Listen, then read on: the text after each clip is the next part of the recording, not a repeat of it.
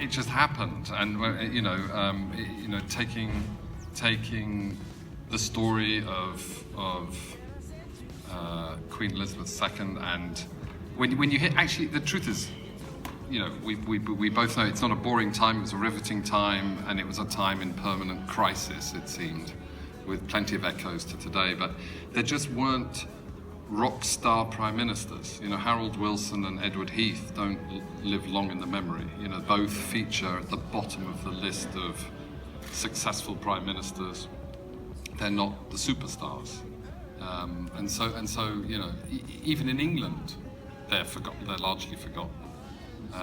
So when you look at an era like that, the family remains constant, but often eras are defined by the prime ministers that change. But I personally, it comes into my period. I'm that old, and so for that reason, I'm particularly attached to this period. Olivia, obviously, you've played a queen, a slightly less restrained queen the year before. I'm wondering, when you began talking to Peter about this part, what made you, other than the fact that he's brilliant, what made you want to do this, knowing that, as he often says, you know where she is all the time, but you have no idea what's in her head, and if there's anything that distinguishes her, it's almost like it's restraint. It's everything she stuffs down. What was attractive about playing this particular Elizabeth? I was a big fan of Series 1, so I didn't really think it through. When the job was offered, I went, yes, please. Very uncool about it. And then, mainly though, for me, it's always the script. And Peter writes so beautifully and so brilliantly that it makes your job very easy. And yeah. I think much of the job is done when the script is that good, and it's lovely to be able to say brilliant words to make you sound much cleverer than you actually are. And I spoke to Claire, and she said it's a very happy job, so which is also very important to me. Tobias, you play a man who, I think, at least in contemporary times, is often... There seems so much emotion wound up in him that comes out in sort of humour and aggression and sometimes sort of inappropriateness. But he definitely seems to me hot rather than cold. It's interesting, that thing about him thought of as a sort of when you introduced me, the least likeable of the family, and I think that definitely feels true in the last sort of 10, 15 years, maybe even 20 years. But actually, looking back at the footage in the 60s and 70s, you realise that it hasn't always been the case. That, he's had periods of his life where he was a bit of a rock star, and so in a way, I feel like season 3 is a transition from, the really dashing kind of prince of his younger life into the middle age, and yeah, there's some business and some disappointment, and he's coming up against this huge choice that he's made, which is to join this family, join this sort of institution that has taken his life in a very different direction. Humanity to any of them, because the whole point of it, as we know, is that we don't know anything beyond the facade of all of them. So, and as Olivia said, without, I am at risk of sucking up to him, but I've got another 4 months, so but we are nothing without the writing. So it's all there on the page. When I was first approached to play it, I said, well, can I see the script? And Morgan was outraged, and he said, what do you mean to see a script? Olivia didn't ask for that. And I said, you're right. I'm not Olivia. I thought here begins the sibling rivalry. But the main thing was that I just needed to know if I could play her, or what could I bring to her. And then I got episode 10. You got to watch the whole lot on Sunday and get to 10. And it was, I just thought, yeah, I can do this. I can do so much with her. She's got such a lot of colour. Thing is, bad news always is much better to read. It's much more fun. And Margaret, I think, was sort of portrayed pretty monotonously negative. That was her narrative. She knew it. So, but she also was a lot of other things. She was difficult. I think I went to speak. What was the flipping question? I can just ramble on forever. How you found Margaret? How did I find her? Well, I went in search of her, and I obviously went to the I know site. where she is physically. But... Well, you can drive yourself absolutely bonkers in search of somebody who's so well known by reading the biographies. There's so much material. There isn't actually that much of her speaking as herself on camera. There's the Desert Island Disc. I went to Vanessa immediately, and she gave me the tips. So I played that many, many times. I went to the close friends. I thought they're the ones, and she had many, many close friends who really loved her. So she couldn't have been that awful.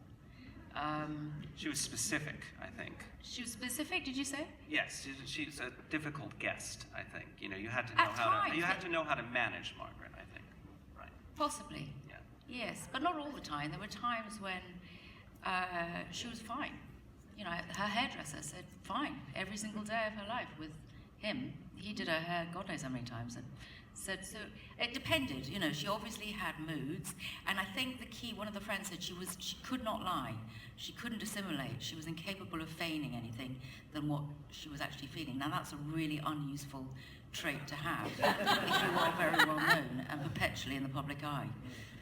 So, and people can be good and bad. They can be naughty and. I mean, Peter said it.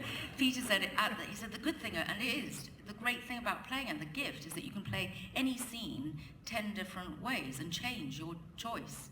You know, do you remember that? And they'll still all be appropriate. Or were you lying? But it was true.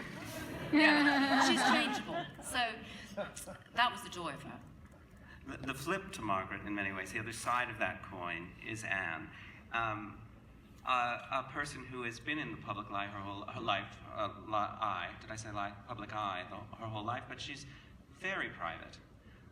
And in fact, probably has receded in the last 20-odd years, you know, from the public view. You play Anne at a very critical time in her life. She, like Margaret, she has a bit of her father. She has a lot of fire. Anne's not in this episode, I don't think, is she? No. Anne wouldn't be around. She was still a little girl, pretty much. Anyway, Anne is hell on wheels as well. I think a lot of people, if they see her, they think of Wellington boots and horses and things, but Anne had fire in her. How did you, surely researching Anne or finding out about her is a bit of a challenge. She covers her tracks. Yeah, I knew nothing about her. Nothing. So I went on YouTube and there's like loads of footage of her at that age, and I just kind of watched it for hours on end, and then I was like, right, okay, I need to get out of my room. So I recorded it and then just walked around listening to her. So I kind of just immersed myself in this young woman and slowly fell deeper and deeper in love and more committed to hopefully making other people fall in love with her. I think people forget that Anne really lived her life on her own terms. Despite being kind of an establishment figure, she kind of did what she wanted to do, which is tremendously appealing in a different era. You just kind of take a step back from things and you're like, okay, I'm going to take care of myself because Mum's got a big job. and it kind of all goes from there. I think it genuinely affects every relationship for the rest of your life, the one with your mother. And I feel like that's how Anne has come to be defined, because her mum is the queen. It's going to be interesting to see how the public relates to the particularly portrayals of Anne and Charles throughout this, because I think it gives a real window into that family relationship. Well, I mean, you know, yes, the assumption is that they're not human, but of course they are. And the push and the pull between their humanity and what we want them to be and what our expectations are of them, and to a degree what their expectations are of us. I mean, we both exist in a sort of, the way I think the royal family look at us and fail to understand us is very much an inversion of the torture that we inflict upon them by not knowing what we want from them. And so there's this sort of, who are they and what are they like? And it's always shocking when you, I mean, it's really not surprising that they kiss. But yet it is. Why? I don't know. I just, you know. They love, you know, they feel pain, they feel regret, and they go to the loo. I'm not sure that the regret and the loo are necessarily linked, but you know, of course, you know, and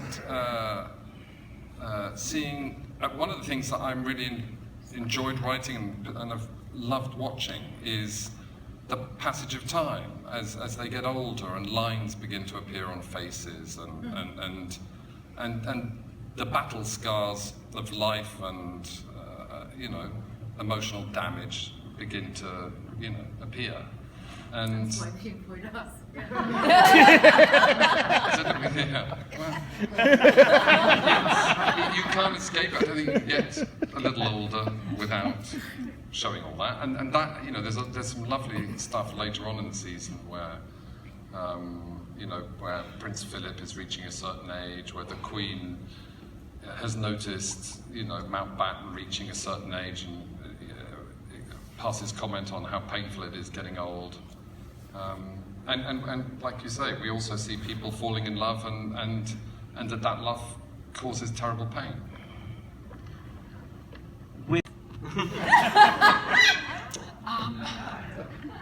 I did what was written on the page, and I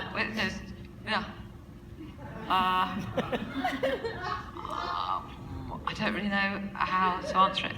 I mean, from what I've seen of her, she doesn't jump around, so I didn't jump around. Right. There's not a lot of dancing. Well, there's a but then we don't know what she does behind closed doors. She might be a yoga bunny. I don't know. Sorry. Not rating it. I should probably interject. She's being very humble because she's a genius. Yeah, exactly. But what she does also is not. It doesn't come with huge preparation. It is the most profound, instinctive acting you've ever seen. Which defies explanation, which is why somehow, So it's not like you put the hat on and then you're on her. Like if I had one of her hats here, you could transform instantly. No, I don't. No worries. Thank you. Who will give you as much research as you can eat, and all the footage that's there and all the audio. So yeah, I didn't know a huge amount about the royal family. I had never really showed much interest, and so I learned a lot. And yeah, he had a tough childhood. There was, it's really interesting to go back into it and sort of see, what made this prickly man. There's a lot of spike to him, and but I think hopefully what we get in the show is we get to see the different layers to that. How he is with Elizabeth, how he is with the children. There's all different sort of facets of him, and one of my favourite things of Peter's writing in season 3 is actually one of omission, which is I barely had anything to do with Charles. And that seems deeply eloquent in the kind of architecture of that family, and all of that sort of stuff. Helena, Hair clips, just slightly multitasking. Would she have been a good actress? I think she loved performing. She loved singing. She was good on the piano. she was a funny mix. She didn't have a huge amount of self-confidence. Not that that's related to, actually it's very useful when you're an actor. That's what makes us, doesn't it? I do think she was, from what I found out from all our friends, was that there was an enormous resource there that was sort of untapped. But she, the real Margaret, as opposed to The Crown and what Peter Morgan has dramatised, I don't think she really wanted to be number one. I think she was she wasn't happy because she didn't really have a disposition, I think, that was given to happiness. And she never had any self-pity, and she certainly didn't walk around thinking she was tragic. She had a lot of interest and she had a lot of fun.